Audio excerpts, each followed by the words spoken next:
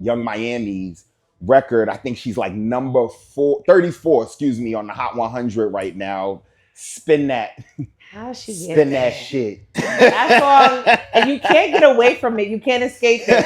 It's Spin that shit. everywhere. I like to hear her say that. Oh, and my I mean, goodness. let me just listen.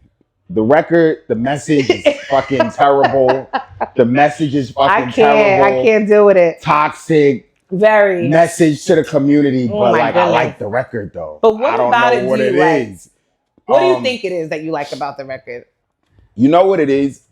And the reason that I tied this to the branding conversation, because it's very on brand with Young Miami. True. With the city girls I think Young Miami's calling in life was to be a comedian. That's why I think the podcast, the Carisha Please and all of that works so well because that's natural to her. Right. I think Cameron is like that too. Absolutely. Sidebar. Yes. And I think their first calling is like comedian personality and the music comes second to that. Okay. And I think that the song, it's like, not that, it's like an anthem to the ratchet, right? And she's been It's doing like that. an anthem to the ratchet, right? Where all my scamming ass niggas at, spend the money fat. You know, this is not a positive message. I do think it could be problematic, right? Because the problem with it is, and I think that this is where people get up in arms, is that, oh, you're encouraging the young people, you encouraging young guys to be scammers, and you encouraging young girls to go find them a scammer so they could get a Go-Yard bag. And I get that. But my thing is this, right? Like, they're doing it. I was a huge fan. They do it already. Young Miami is it's reflecting. Her music is just a reflection of the million young Miamis down in Miami. Yep. She didn't create the game. Her godmother's Trina. This was the game before she got there. Absolutely. And she's just speaking on it. And if this wasn't what was actually going on in the streets, then she wouldn't have an anthem about it, and it wouldn't be 34 on the Hot 100. She made an anthem for all them girls down there that feel that way. Now, the problem is how we raising our kids, or how we, I'm not gonna say there's a lot of great things going on in our community, but if you feel like you are sick of hearing records like a Spin That or a WAP or whatever, then I think that it's a reflection on the job that we're doing, because those records couldn't become successful if young people weren't buying into them. I think it's so far gone now. Like, I don't think there's any like way to revert the context of these, songs these days. Like, they've developed their own fan base. People are loving it. Like you said, the people that it speaks to, and it's become like this kind of, I don't know if caricature is the word, but it's like it's become a thing where people want to have this alter ego of like, yeah, I'm this nigga that's scamming, or I'm this bitch that's just getting all this money from these scamming niggas, or whatever the case may be. And it just seems like a fad, but then it's lasted longer than I expected it to last, honestly. Right. And to me, when this song came out, if I'm being honest with you, my initial thought, I was like, this is not going to take off. This sounds horrible. She sounds a mess. I can't stand it. And then you see it. It's going. I knew it's it was going. Go. And I'm because like, it was so on brand for her audience. She's speaking directly to her audience. Yeah.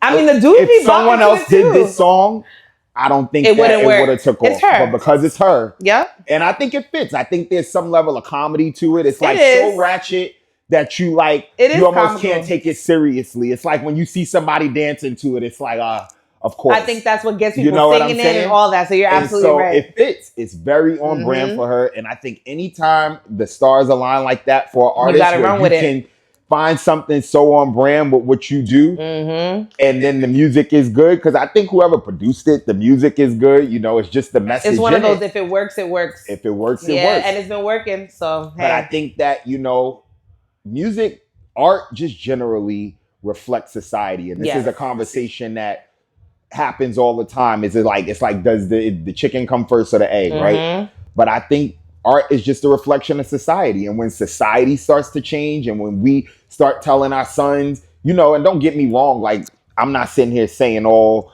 young black kids is doing, because there's a lot of positive images out there too. You know what I'm saying? But we got to start glorifying some of those too, and we got to start speaking on that, and let's make it cool to do something else besides rapping. Let's make it cool to, you know what I mean? And when that starts to become cool, Young Miami can't. So we were actually, a couple years ago, we were at the Revolt Conference. Yeah, we were. Young Miami, Saucy Santana on the stage. Yep. Who else was there? Who else was there? Who else? Oh, Diddy. Diddy. He who shall not be named. Diddy, yeah. Diddy was there too. Go ahead. Yeah, Diddy was there. And they calling up all these young girls and young guys too. That's true. Onto the stage to come bust it open one time. We literally seen it. And I mean, these young girls and guys was breaking their neck to get on that stage and bust it open. And for them. One girl fell over the fence and lost her shoe trying to get up there. And I was going, yo, if that was my daughter, I would be disgusted. What? She would never leave her room again. And I'm sure her parents had no idea she was doing all that. She would never leave her room again. No. Or maybe they did. Maybe they did. Listen, kids are raising kids these days. Because, I got a lot of cousins that I know, and you can't say people do or don't do, that grew up listening to Lil' Kim and Foxy and Trina, this one and that one. But I don't think you would have seen them on stage busting it open at a Cash Money concert. Yeah. They knew when to turn that shit off. Well, also the times have changed, i.e., having phones and things being posted and all that. They might have been doing it back then. It's just that there wasn't a platform for us to see it right when it happened. Well, people were doing it, but see, my whole thing was, the reason I brought that up was because when they called all those young girls and guys up to the stage, no one in the crowd moved. Yeah. Right. They would never do that again in their show because now they would feel the shift. Yeah. The shift in the culture. Mm-hmm. The shift that say, nah, we're not doing that no more. Do you think that will happen though at any moment? I think that there's gonna always be some level of ratchet, right? Like the 70s, while Marvin Gaye was singing about what's going on, Superfly was in the movie theater. But what do you think made the ratchet tree, take off like that? Because you're right, there was always that black and white. We just seeing it more. There's always been ratchet. Like, look at the movie Car Wash. Remember the movie Car Wash? It was so much ratchet shit happening in that movie. The prostitutes, the pimps coming through the car wash. Yeah. It was so much ratchet, glorifying ratchet activity. Yeah. Superfly, the Mac. This is all movies about pimping and hoeing and all of this kind of shit. So the reality is the ratchet is as long as there's a bottom, as long as there's a lower sector of society that's maybe not getting the information that they need to kind of elevate their way of thinking, there's always going to be a ratchet, and there's always going to be a Young Miami or someone more conscious, who's because here's the thing too, right? And I think it's important for young girls to hear this, right? Like, Young Miami's not dating a scammer. Young Miami's dating music producers and executives in the music business and billionaires. She's not dating a scammer. So she just maybe at some she's point making music about what she's seeing her audience, and she's feeding y'all. Yeah. So I just think art reflects. It definitely does.